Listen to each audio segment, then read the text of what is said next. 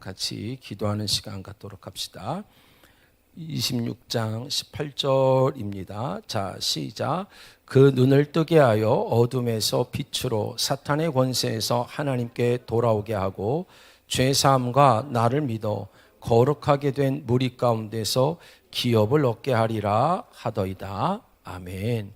오늘 여러분 사도 바울은 지난주에 이어서 사도행전 26장에 있습니다.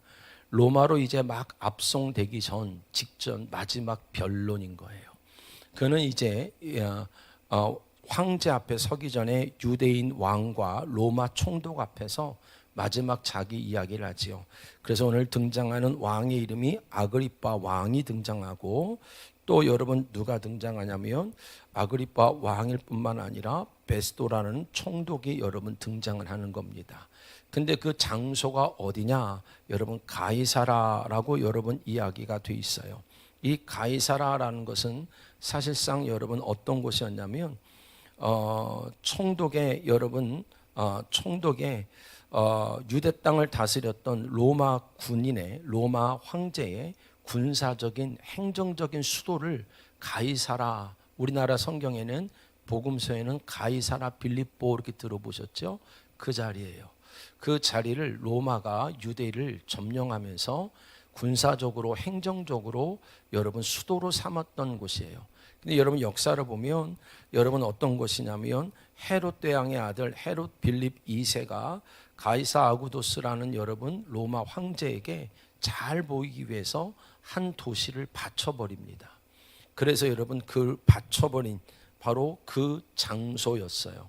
근데 여러분 그곳은 영적으로 어떤 장소였냐면 이방, 다시 말해서 그리스도와 로마의 문화, 신앙이 막 결합되어 있는 순수한 신앙을 지키기 가장 어려운, 더더군다나 황제의 직할적인 여러분 통제가 있었고 총독이 있었고 또 거기에 같이 빌하여 여러분 그 생계를 유지해가는 유대 왕이 있는, 한마디로 여러분 이스라엘 백성들이 자기들의 믿음의 정체성을 가장 찾기 힘든 곳이 바로 가이사라 빌립보였고, 오늘 거기에서 그들이 모인 것은 그 총독의 대견실이었어요.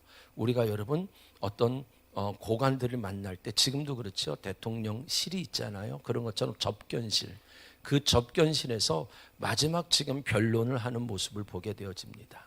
근데 여러분 이 내용을 여러분이 사도행전 26장을 쭉 읽어보시면 이 사도 바울의 여러분 이 전도하는, 자기가 믿고 있는 이 신앙을 전하는 모습이 굉장히 탁월해요. 어떤 면에서 탁월하냐면 여러분 우리가 아는 아그리빠 왕은 유대인의 여러분 바로 하나님을 아는 사람이었어요.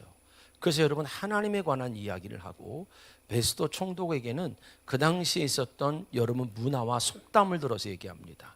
그 지역에 있었던 사람들에게 들었던 속담이 뭐냐면 14절 같이 볼까요? 자, 14절. 자, 같이 한번 읽어볼까요? 시작. 우리가 다 땅에 엎드러짐에 내가 소리를 들으니 히브리 말로 이르되 사울아 사울아 내가 어찌하여 나를 박해하느냐, 가시채를 뒷발질하기가 내게 고생이니라.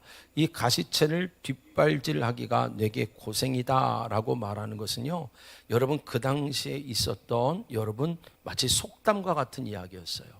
그들이 가장 잘 아는 속담과 격언으로 하나님의 복음을 전하고 있는 거예요.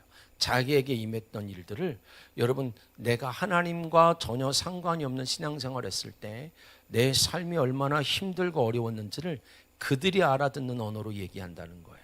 참 이건 중요한 거예요. 여러분 대상에 따라 상대에 따라서 우리가 전할 수 있는 복음의 내용은 분명해야 되는데 그 분명한 걸 어떻게 전할 거냐가 매우 중요해요. 여러분이 그 고민을 하실 수 있어야 돼요. 내 아들에게는 어떻게 복음을 전해야 되지? 교회를 나오라는 건 복음이 아니죠. 교회를 나온다고 구원받는 것도 아니고요. 복음을 들을 수 있어야 된단 말이에요. 내 딸한테는 복음이 뭐지? 내 남편한테는 복음이 뭘까? 학생들한테는 복음이 뭘까? 병든 자한테는 복음이 뭘까? 저마다 여러분 복음을 전하는 통로와 방법은 다를 수밖에 없어요. 근데 고민을 안 한다는 거죠. 그러니까 여러분, 복음이라는 것은 단순한 교리가 아니라 내가 만난 하나님이 있어야 되고, 내가 고민했던 하나님이 있어야 상대방의 고민에 맞는 하나님을 제시할 수가 있지. 내 인생에 대하여 고민을 안 해본 사람이 복음을 전한다는 건 불가능해요. 많은 사람들이 하나님을 만나보고 싶다 그래요. 그런데 죄인은 하나님을 볼 수도 만날 수도 없습니다. 누가 하나님을 만나느냐? 자기 인생을 고민할 때 만난다는 거예요. 여러분, 내 인생은 정말로 이렇게 살아야 되는 건가?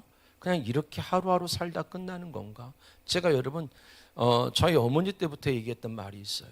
여러분, 내 발로 걸어서 하나님 앞에 나올 수 있는 날이 많지 않을 겁니다. 근데 안 믿어요. 고민을 안 하잖아요, 우리가.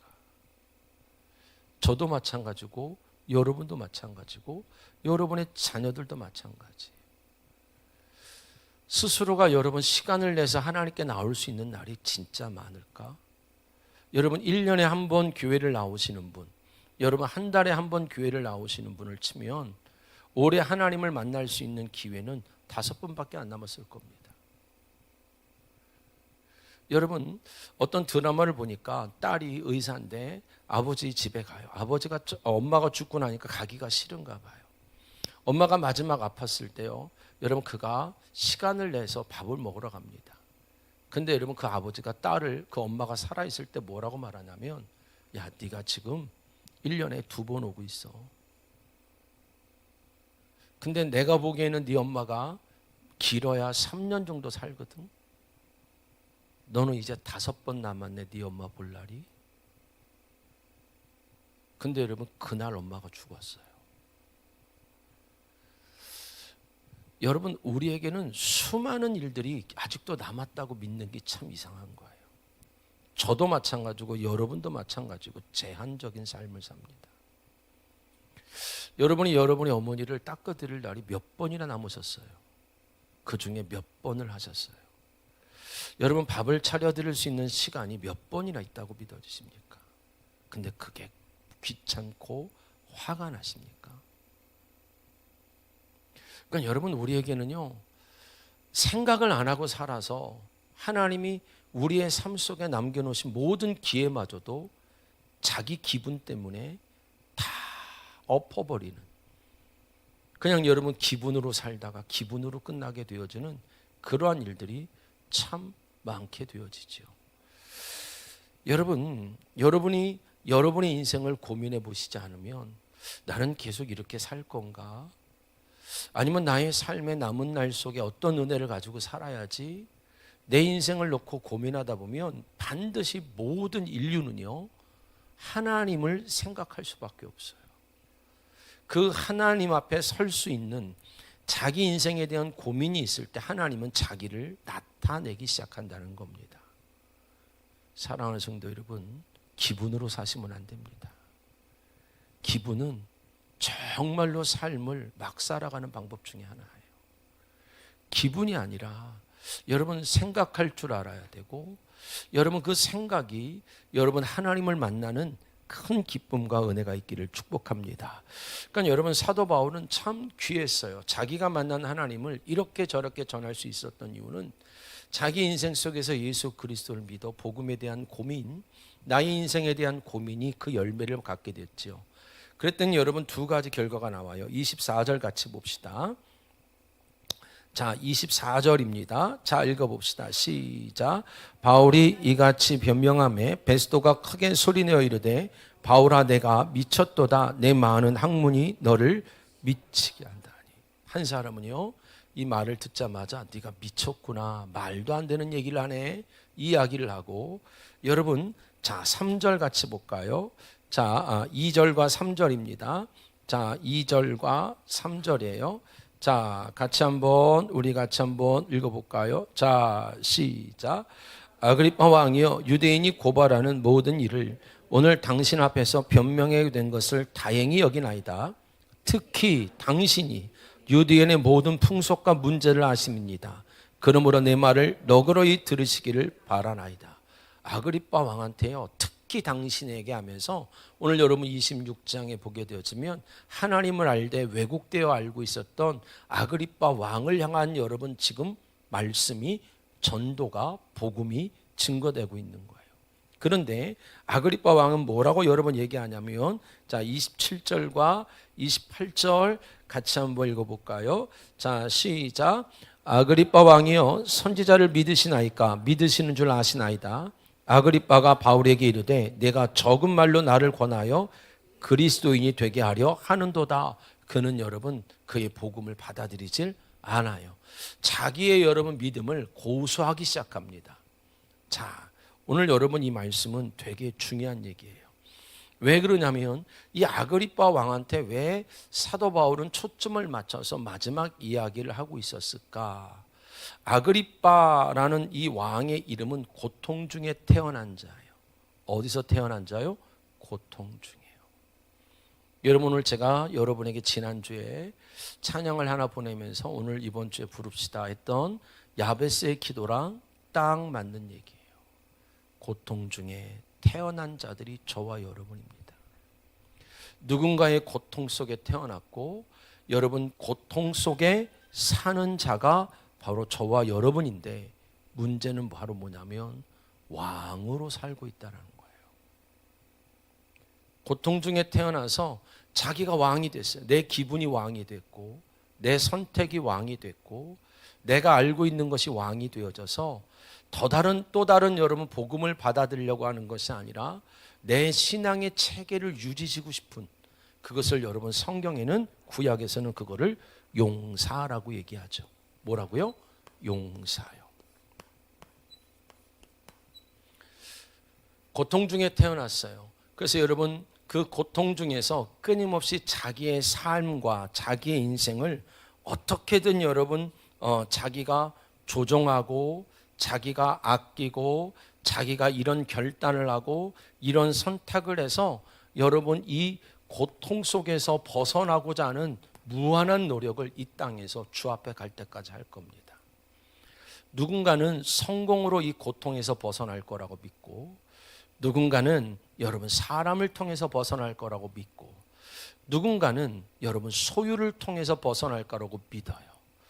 여러분 우리가 지난주에 여러분 했던 말씀 중에 하나가 바로 뭐냐면 허상이라는 로마 군인이 입은 옷의 모습을 허상이라고 얘기했어요.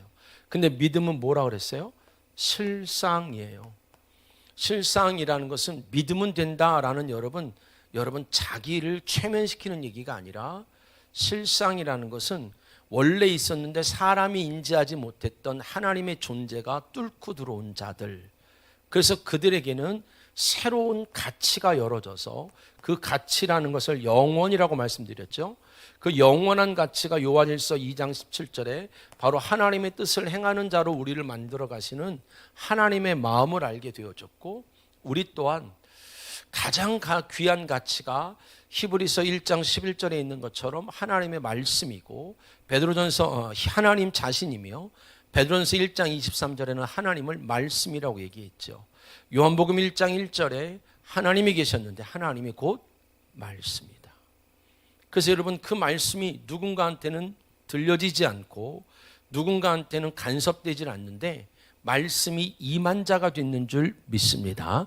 그래서 여러분 우리가 금요철회 때 기도했던 것처럼 열왕기상 17장 2절에 보니까 엘리야에게 하나님 말씀이 임하여 가라사대. 그 임하다라는 것이 하야라는 말을 쓰는데 이 임하다라는 것은 단순히 들린다는 얘기가 아니었어요. 자꾸 여러분 성경적인 단어에서 하나님의 음성을 듣는다니까 사람들은 자꾸 소리를 들으려고 해요. 근데 하나님은 임하시는 것이지 소리가 아니란 말입니다. 아멘. 하나님은 여러분 소리가 아니란 말이에요. 그럼 없는 존재잖아요. 광야에 외치는 소리는 세례 요한이었고요. 하나님은 소리의 본질이시란 말입니다. 근데 여러분 소리를 들을 줄 아는데 여러분 말씀이 없는 거예요. 왜요? 하나님이 임하지 않아요.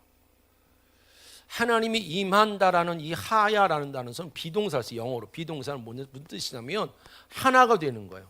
하나가 된다는 건 하나님의 말씀으로 뭐 하시는 거냐면 통치하고 다스리게 되는 줄 믿기를 주님의 이름으로 축원드리겠어요. 그래서 여러분, 엘리야가 내가 섬기는 여호와라고 표현할 때 섬긴다라는 얘기가 좋은 걸 갖다 놓는다는 얘기가 아니라, 여러분, 아마드, 그래서 무슨 뜻이냐면 종이 되다, 이런 뜻인 거예요. 그 말씀의 종로릇 한다는 것은 무서워서 따라가는 것이 아니라, 우리가 신약에 보면 빌립보서 2장 13절에 있는 말씀처럼 하나님의 말씀이 내 마음의 소원이 돼요. 하나님과 내가 마음이 하나가 되는 거예요. 그분의 마음을 내가 온전히 알았어요. 그냥 알아듣는 정도가 아니라 그분의 마음이 내 마음이 되는 거예요. 우리는 여러분 소원을 가지고 살아요. 소망을 가지고 산단 말이에요. 할렐루야. 우리는 여러분 그 소망과 소망을 가지고 살아야 되는데, 이 하나님 말씀이 임한 적이 없으니까 뭐가 없냐면 소망이 없다 보니까 늘 우는 거예요. 소망이 없으니까요. 말씀이 임한 적이 없어요. 소리는 들은 적이 있어도 소리는 없어집니다. 임한 말씀은 실제가 됩니다. 왜요? 어떻게 실제가 되냐면 나를 살게 하셔서 실제가 되지, 듣게 하신 것이 나타나는 게 아니란 말입니다.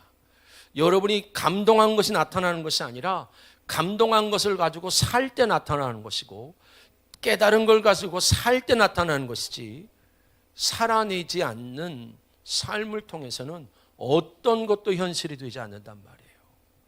여러분, 믿음을 가지고 살아낼 수 있기를 주님의 이름으로 축복합니다. 사셔야 돼요. 자꾸 들으려고 하지 마세요. 사셔야 된단 말입니다. 문제 속에 들어가시고, 가정 속에 들어가시고, 자녀들의 어려움 속에 들어가시고, 질병 속에 들어가셔서 거기서 믿음으로 살아내셔야지, 거기서 종교 활동만 하면 안 된단 말입니다. 어떤 기도를 더 하시려고 그러는 거예요? 어떤 찬송을 더 하시려고 그러는 거예요? 살아낸 자들에게 나오는 진짜 기도가 있길 축복합니다. 살아낸 자들에게 나오는 진짜 찬송이 나오기를 주님의 이름으로 축원드리겠습니다. 찬송을 해서 감동시키는 게 아니라, 기도해서 감동시키는 게 아니라, 기도를 통해서 살아나게 되어지고 살아난 자들이 하는 찬양의 기도가 올려지기를 주님의 이름으로 축원드리겠습니다. 살아내셔야 됩니다.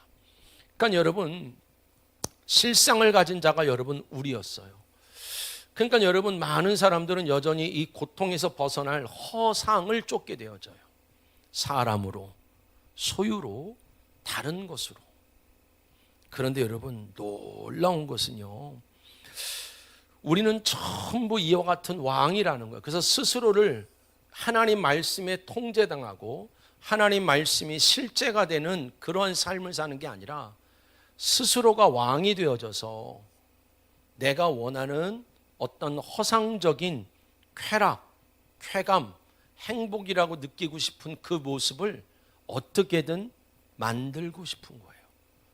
심지어 여러분, 우리는 하나님을 향하여서도 이렇게 다가선단 말입니다. 하나님이 이렇게 해주셔야 되잖아요. 하나님을 향하여 명령. 열왕기하 1장이 그런 거예요. 너희가 왜 망한 자 아니?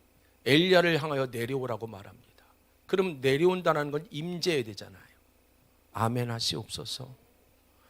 엘리야는 말씀을 가진 자예요. 말씀이 임하게 하옵소서가 아니라 왕이 내려오라 합니다. 50부장들이 계속 왕이 내려오라 합니다. 그래요. 무슨 말이냐면 내 뜻대로 하소서, 내 마음대로 하소서, 내가 원하는 대로 하옵소서 할 때마다 하나님이 불을 보내서 50명씩 전부 태워 죽이는 거예요. 왜 다 불로 소멸해 버립니까? 그게 거짓 복음이니까요. 근데 마지막 세 번째 올라갔던 50부장은요, 우리가 당신 앞에 이렇게 소멸되어 죽을 수밖에 없는 자인데 말씀해 달라고 엎드려요. 여러분, 하나님의 말씀마저도요, 우리는 내가 원하는 대로 바꿔 듣고 싶어요. 내가 원하는 대로 쓰고 싶어요. 왜요? 여전히 누가 왕이니까요. 내가 왕이에요. 하나님이 이렇게 해주면 될 것 같아요. 하나님이 이렇게 해주면 될 것 같아요. 그렇지 않습니다. 하나님의 말씀 앞에 나를 맡길 때, 하나님의 뜻 앞에 나를 여러분 맡길 때, 하나님이 우리에게 온전한 회복을 이루시는 줄 믿기를 주님의 이름으로 축원드리겠습니다. 여러분, 참 여러분 중요한 얘기인 거예요. 우린 전부 왕으로 태어났어요. 근데 여러분, 하나님께서 우리를 뭐라 불러게 됐다고요? 용사요. 그래서 여러분 창세기 6장 4절부터 여러분이 용사가 등장합니다. 네피림, 거인이라는 표현을 쓰기 시작해요. 점점점 자기를 비대하게 여기고 점점점 가치가 있고 존재 있는 자로, 존재감 있는 자로 자기를 키워가고 싶은 거예요. 근데 여러분 그들의 특징은 바로 뭐였죠? 창세기 6장 4절 한번 같이 볼까요?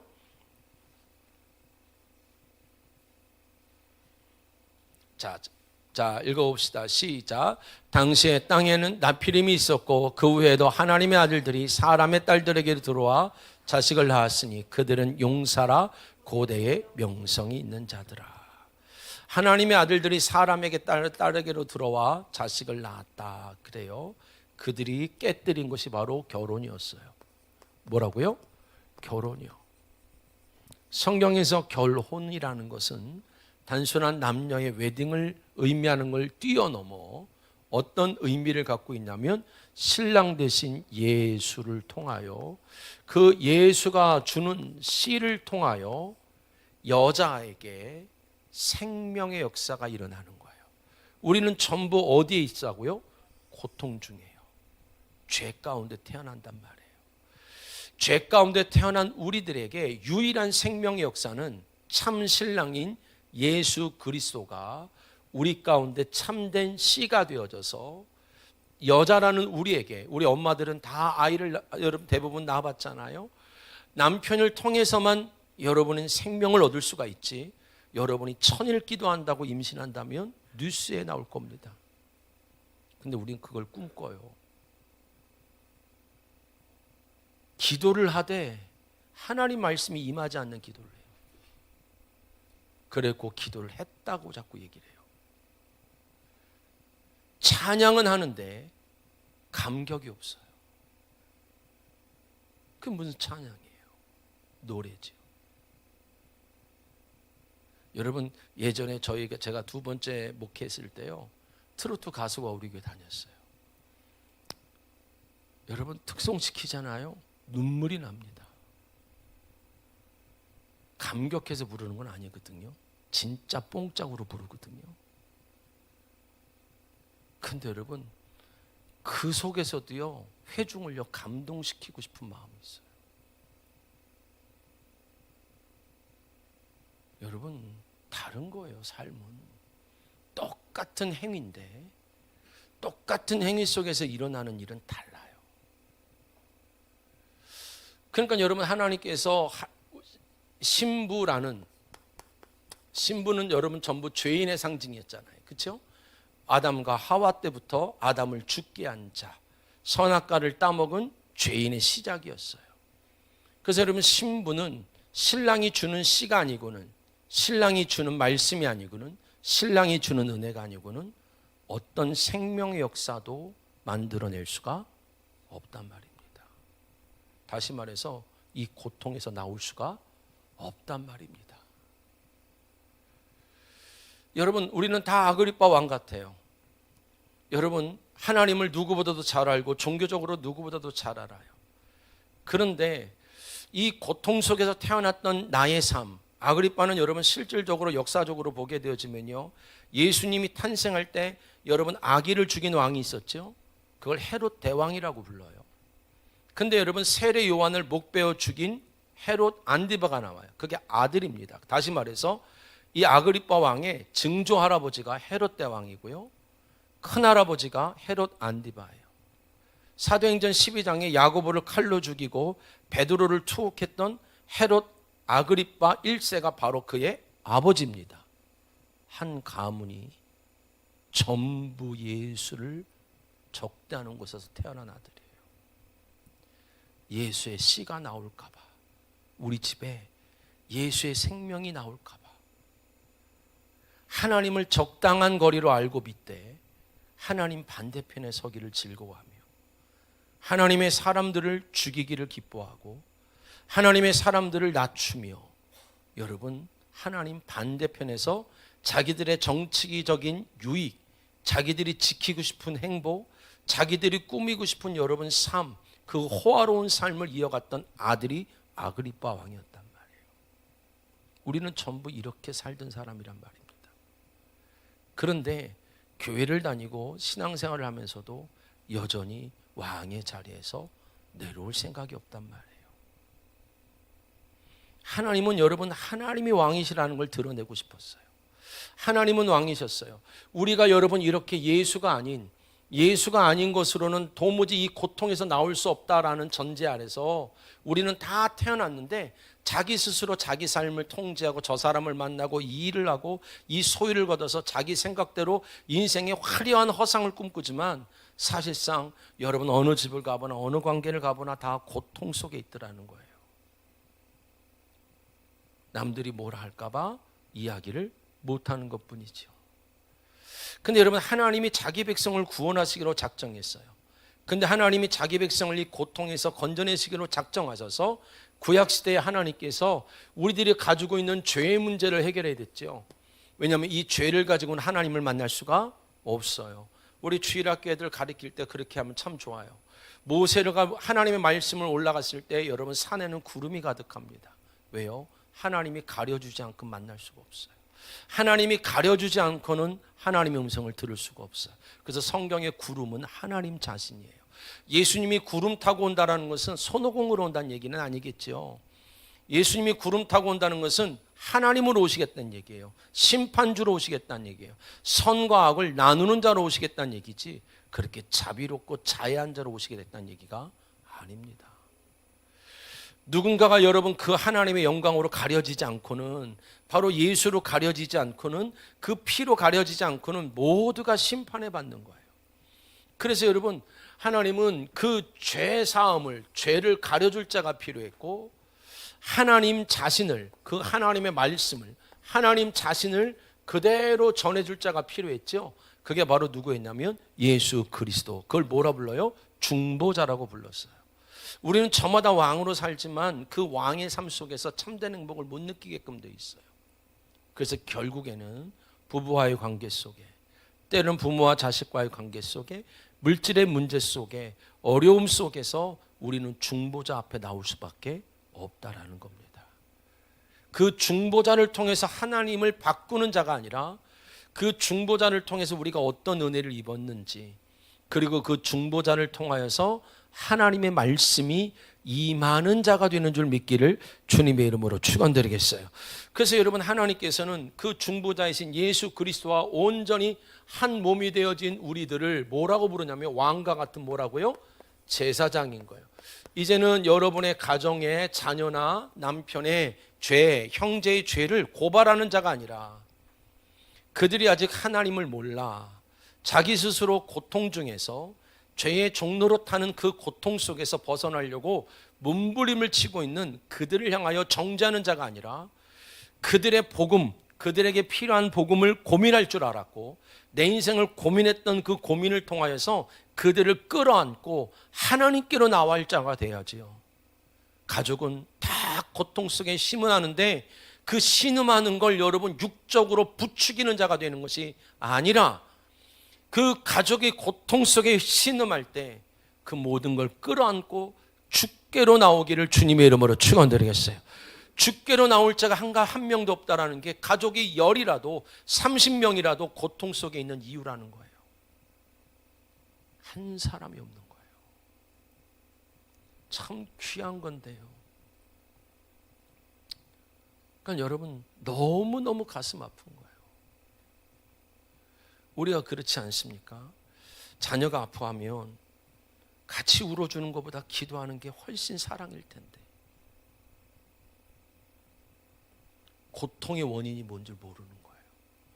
아직 눈이 소경되어져서 저밖에 안 보이는, 귀가 아직 멀어서 자기 속에서 나오는 죄의 소리밖에 안 들리는, 죄인은 하나님을 볼 수가 없습니다. 죄인은 주의 음성을 들을 수가 없습니다. 죄인의 특징은 자기 소리만 듣습니다. 죄인의 특징은 자기만 봅니다. 그걸 끌어안고 울어줄 사람이 없는 거예요. 너무나 불쌍한 영적인 고아가 됐지요. 여러분 제가 예전에 어떤 목사님이 저한테 한 말이 있었어요. 이 목사, 자식들, 가족들 영적인 고아 만들지 마. 왜요? 이 목사가 10,000원이라도 심어주지 않으면 온 우주를 통틀어서 10,000원이라도 헌금해 줄 사람 없다. 아멘 하시옵소서. 누가 해줍니까? 이 목사, 네가 금식 안 하고 네가 기도 안 하면 온 우주를 떨어 사람들은 기도해 준다 그러지 자기 기도도 안 한다. 누가 너를 위하여, 네 아들을 위하여, 네 딸 위해서 기도하냐? 없다. 형제도 안 한다. 저한테 한 말이었어요. 저희 선배 목사님. 네가 네 자식들을 천하의 영적인 고아로 만들지 마라. 여러분, 참 저한테는 굉장히 중요한 얘기였어요. 제가 왕과 같은 제사장으로 살아갈 수 있었던 가장 핵심적인 얘기였단 말이에요. 오늘 근데 여러분, 그래서 사도 바울이 그 아그리빠 왕한테 뭐라고 말하냐면 18절에 보니까 그 눈을 뜨게 하여. 여러분, 눈을 뜨게 하시길 축복합니다. 저밖에 안 보이고 저밖에 모르고 자기 소리밖에 안 들리고 누군가는 눈을 뜨게 하는 거예요. 아노이구사란 말을 쓰는데요. 여러분 단순히 눈을 뜨는 얘기가 아니에요. 오늘 여러분 배경이 어디라 그랬죠? 가이사라 빌립보. 마가복음 8장을 가봅시다. 그냥 여러분 사도 바울이 막 던지는 게 아니란 말입니다. 그는 장소를 가도 대상을 봐도 여러분 그가 머무는 시간 속에서도 그는 여러분요 하나님을 생각했단 말이죠. 자, 마가복음 8장 같이 봅시다. 자, 27절 같이 볼게요. 자, 8장 27절 같이 한번 읽어봅시다. 시작. 예수와 제자들이 빌립보 가이사라 여러 마을로 나갈새 길에서 제자들에게 물어 이르되 사람들이 나를 누구라고 하느냐. 지금 이 얘기인 거예요. 아직 예수를 누군지를 몰라요. 그래서 주님이 그 눈먼 자를 눈뜨게 해요. 벳세다지요. 22절을 같이 봅시다. 자, 22절입니다. 시작. 벳세다의 이름에 사람들이 맹인한 사람을 데리고 예수께 나와 손대기를 구하매. 벳세다란 뜻이요, 사냥꾼의 집, 어부의 집 이런 뜻이요. 다른 말로 뭐냐면 부자 이런 뜻이, 쉽게 말해서 가장 부유한 동네였어요. 그런데 마태복음 여러분 11장 21절에 보면요 심판의 장소가 됩니다.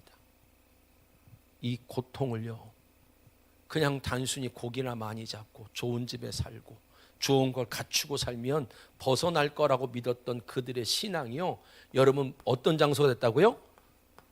심판의 장소로 바뀌어요. 거기서 눈을 뜨셔야 돼요. 우리 엄마들, 아버지들, 여러분이 먼저 눈을 뜨셔야 돼요. 끌어안고 나오셔야 돼요. 여러분이 정말로 여러분 그 벳세다에서 가이사라 빌립보에서 다 죽는 곳에서 목숨을 걸고 전파하는 사도 바울의 음성이 있는 거예요. 여러분 이게 얼마나 가슴 아픈 얘기인지 압니까? 얼마든지 하나님의 은혜를 받을 수 있는데도 끌어안고 기도할 한 사람이 없어서 전부 심판의 자리에 들어가죠. 마태복음 11장 21절 보세요.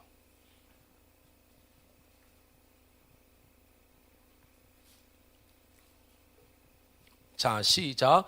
화 있을진저 고라시나 화 있을전 벳세다야 너희에게 행한 모든 권능을 두로와 시돈에 생하였다라면 그들이 벌써 베옷을 입고 제에 앉아 회개했을 것이다. 너희가 신앙적인 반응은 하나도 보이지 않고 어려울 때만 돈 달라 그러고 힘들 때만 풀어달라고 얘기하는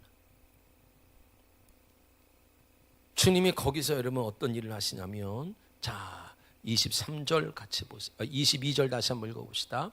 마가복음 8장 22절이에요. 자, 시작. 벳세다의 이름에 사람들이 맹인한 사람을 데리고 예수께 나와 손대시기를 구하거늘. 이 구하거늘이란 말이요 미완료 동사예요. 무슨 말이냐면 계속 구하고 있다는 거예요. 불편하니까, 맹인으로 먹고 사는데 힘드니까. 주님이 그런데 거기서 은혜를 입히시는 장면이 나옵니다. 23절 같이 한번 읽어볼까요? 자, 시작. 예수께서 맹인의 손을 붙잡으시고 마을 바깥으로 데리고 나가사. 자, 제일 먼저 하신 게 바로 뭐예요? 마을 바깥으로 데리고 나오시는 거예요. 왜요? 거기서는 아까도 얘기했죠. 로마나 그리스도의 문화의 중심지였다고요. 너의 삶의 방식에서 내가 먼저 끌고 나온 거야. 네가 원하는 대로 살면서 나한테 계속 구해봐라. 네가 살고 싶은 대로 살면서 계속 구해봐라. 눈이 떠지겠나? 여러분, 멈춰 설 줄도 아셔야 돼요. 여러분이 이런저런 핑계로 여러분 하나님의 예배를 포기하고 여러분의 향락을 쫓아나갈 수도 있습니다.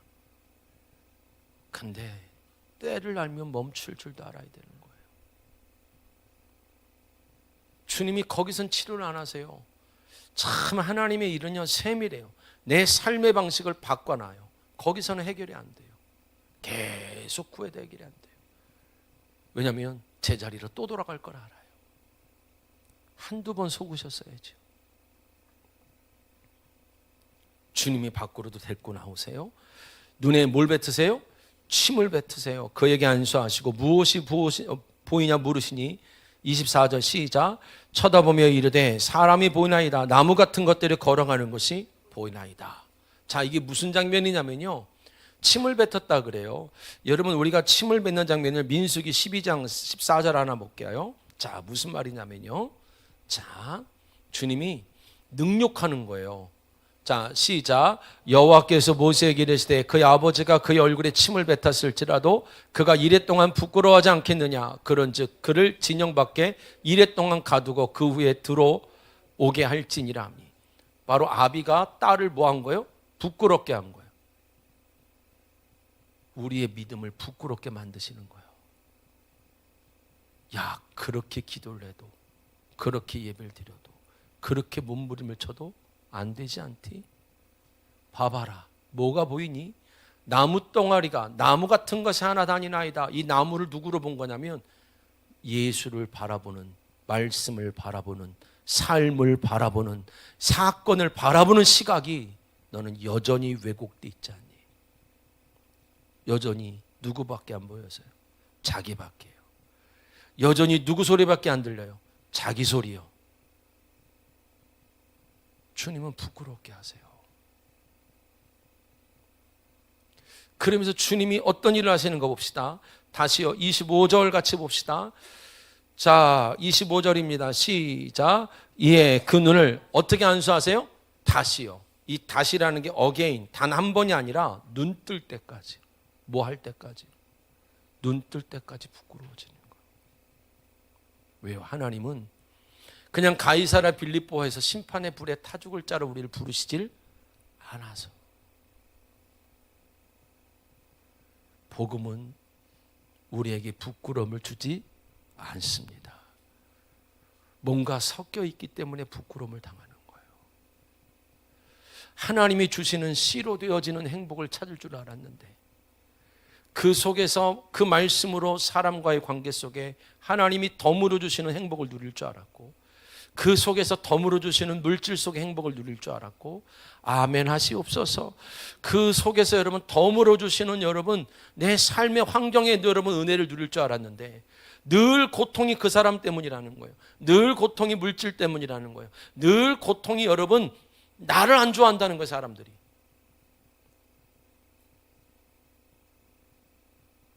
눈을 뜰 수 있기를 축복합니다.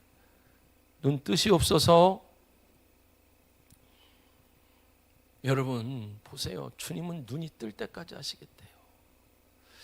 다시 안수하심에 그가 주목하여 보더니 나아서 모든 것을 밝히 보는지라. 자, 여기서 주목하여 보다 디아블레포라는 뜻이 뭐냐면요, 시력을 회복하다, 꿰뚫어 보다 이 뜻이에요. 이제 자기 눈으로 보는 대로 보는 게 아니에요. 보게 하시는 대로 보는 거예요. 하나님이 깨닫게 하시는 대로 깨닫는 거예요.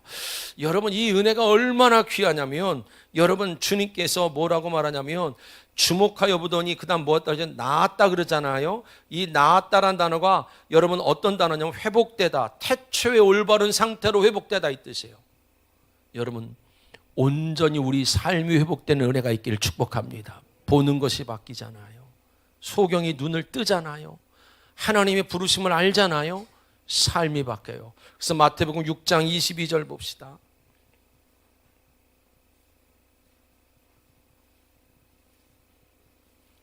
자, 시작. 눈은 몸의 등불이니 그러므로 내 눈이 성하면 온 몸이 밝아요. 몸은 내 인생을 말해요. 보는 것이 바뀌잖아요. 하나님이 보게 하시잖아요. 하나님이 깨닫게 하실 때 여러분 우리의 온 삶이 바뀌게 되는 줄 믿기를 주님의 이름으로 축원드리겠어요. 주님은 저밖에 모르는 우리들을 눈을 뜨게 하시는 분이었단 말이에요. 여러분, 우리는 하나님을 볼 수가 없어요. 왜 하나님이 일하심이 안 보입니까? 내가 보려고 하니까요. 왜 하나님이 일하심이 안 느껴집니까? 내가 보려고 하니까요. 주가 보게 하시는 거예요. 그러면서 여러분 다시 오늘 25절에 보니까 주목하여 보더니 나와서 모든 것을 밝히 보는지라. 엠블레포 그래. 무슨 뜻이냐면요. 여러분 이것은요. 미래 완료 비슷한 거예요. 무슨 뜻이냐면 지속해서 계속해서 지치지 않고 볼 수 있는 능력. 그 다음에 주님이 물어보는 거예요. 너는 나를 누구라고 하느냐. 사람들은 뭐라고 하디? 사람들은 여러분의 문제를 뭐라고 말합니까? 다시 여쭤볼까요? 주님은 뭐라 그러십니까? 주가 하시는 말씀이 없는 거예요. 소경이라서. 그래서 여전히 고통 속에 있는 거예요. 여전히 여러분 귀가 안 들리는 거예요. 그래서 고통스러운 거예요. 자기 속에서 올라오는 죄의 음성밖에 안 들리거든요. 주님이 물어봅니다. 사람들은 나를 뭐라고 하디? 그럼 너는 나를 뭐라고 하니? 사람들은 너의 문제를 뭐라고 하디? 너는 이 문제를 뭐라고 말하니? 사랑하는 성도 여러분, 그래서 여러분 다시요. 마가복음 8장 자 27절입니다. 같이 한번 읽어볼까요? 자, 읽어봅시다. 시작.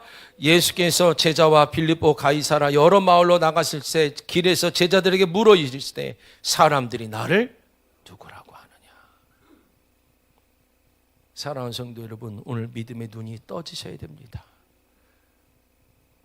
믿음의 눈이 떠지지 않으면 왕으로 살고 잘 사는 것 같았지만, 부자로 사는 것 같았지만 그 벳세다는 그냥 여러분 단순한 바램이었고 왕으로 사는 건 단순한 바램이었어요. 우리는 왕과 같은 뭐예요? 제사장이에요.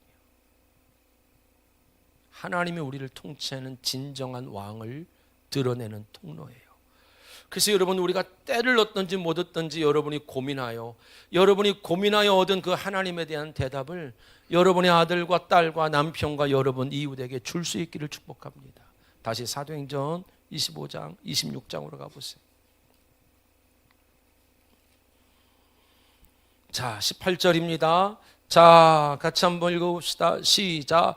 그 눈을 뜨게 하여 어둠에서 빛으로 사탄의 권세에서 하나님께로 돌아오게 하고 죄사함과 나를 믿어 거룩하게 된 무리 가운데서 기업을 얻게 하리라. 할렐루야.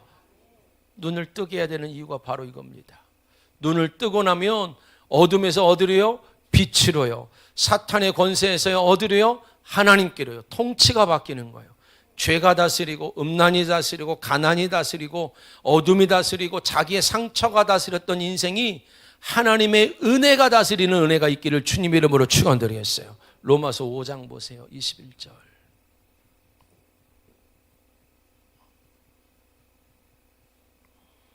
자, 읽어봅시다. 시작. 이는 죄가 사망 안에서 왕노릇한 것 같이 은혜도 또한 의로 말미암아 왕노릇하여 우리 주 예수 그리스도로 말미암아 영생에 이르게 하려 함이니라. 아멘. 여러분 자녀들 때문에 힘드시죠? 때는 여러분 가족 때문에 힘드시죠? 힘들어 하시면 안 돼요. 기도하시느라고 힘드셔야 돼요. 예배하시느라고 힘드셔야 돼요.